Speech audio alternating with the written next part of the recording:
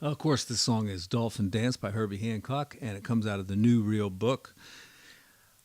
What I'm trying to show here is, a kind of a basic way to play a complicated song. All right, now I know I have a lot of beginners out there, and they want to play kind of advanced stuff, get the sound of more modern jazz in their ears. But some of these chord progressions can be pretty challenging. And so let me go over my thoughts about it. So we're going to start off with E flat major 7th. And right here we have it's going to be a complicated chord, right? D flat major, it's like D flat major 7th over E flat. And then what are you supposed to play the melody at the same time? It could be pretty tough. So it's like you could do something like that. I just go to a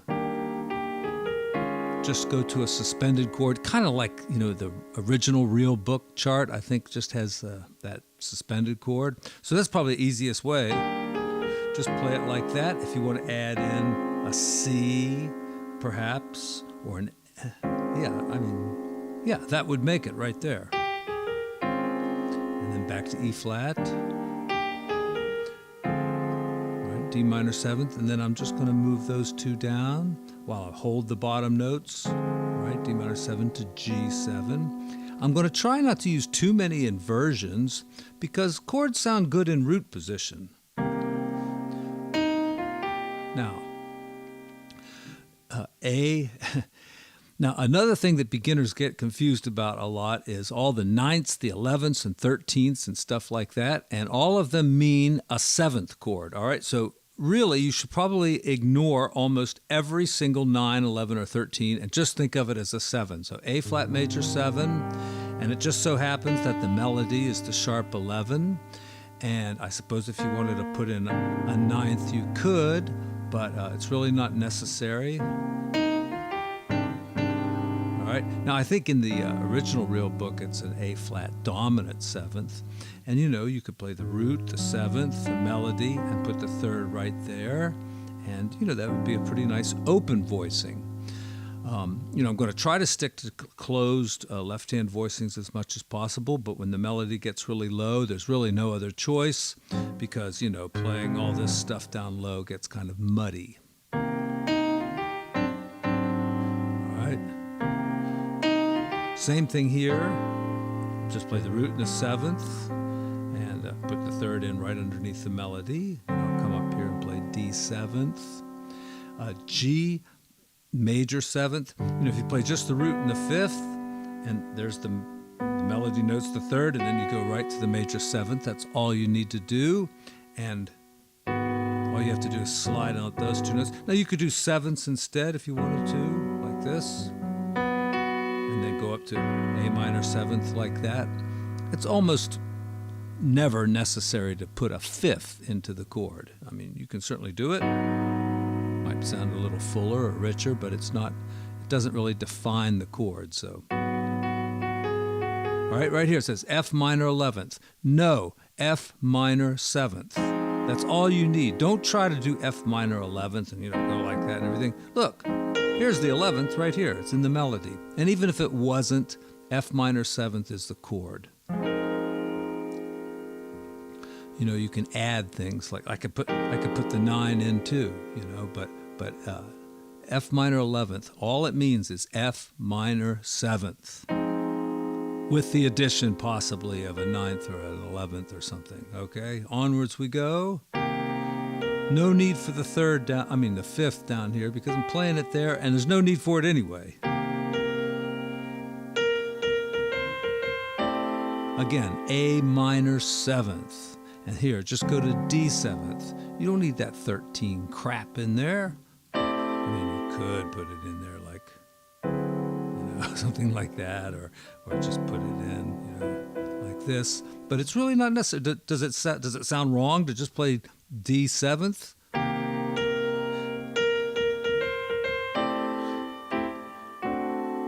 No, it sounds perfectly fine. G major 7th. All right, G sus. All right, forget that 13, just make it a sus. All right, here's G7, there's a sus. We added the 9. What's the 13? It's this. Really not necessary. A over G. I always, the original chart was just another G sus there. That's with the E flat in there. Do I really have to figure that chord out? Okay, so E flat, major, 7th, the 5th is here, flat it. The root is on the bottom, so you get that chord. Yeah, I mean, that's okay. You could just play like a G2 with this. But anybody looking at that chord symbol is just going to be baffled by it at first, I mean, if you're just comping, it's easier because you can just play a G and go like that or something. But, if you're playing the melody, 3, 4, 1, 2. Maybe put that E flat in. Doesn't really sound right to me. This was always a G over F in the old chart there. Once again, it's just too difficult to try to play that.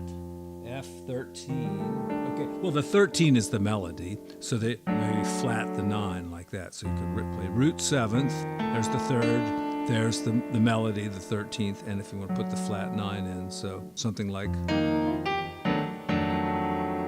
sounds pretty good. Look, you got E flat over F, that gives you F suspended, and if you just lower this by a half step, you get that 13 flat 9 chord.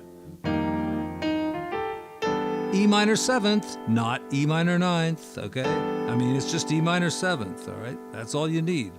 Put the 9th in if you want to. And then A 13th, we're just going to go to A 7th. A 13 would be like this, nice open voicing, certainly nothing wrong. And the 13s kind of guide you, because if all you have is A7,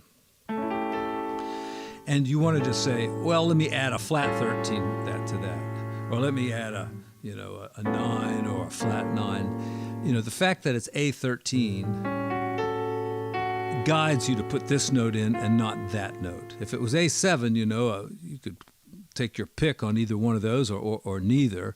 And, if you're playing along with a guitar player and he does A13 and you do a with a flat 13, it's not going to sound too great. So that's what that's there for. And you can do it this way if you want to. But, like I say, you're more of a beginner, right? So E minor 7th, A 7th. And then E flat 7th. All right, there's the sharp 11th anyway. Yeah, I get that A minor in a little bit early. All right, then on to B minor. And E7. D minor 7th. C sharp minor 7th. There's the 11 anyway. Don't need to put it in the chord symbol. All right, just F sharp 7th. That's all you need. That happens to be the 13. And here, different books have different things. I always think like a B minor and then a minor 7th. It's kind of the same thing. Maybe you can make that B,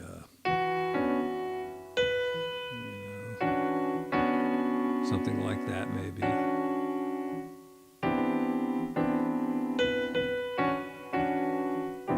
Kind of reminds me of that, what is that bullshit going around? Neo soul, where they take one note and they, harmonize all this weird stuff over it. Anyway.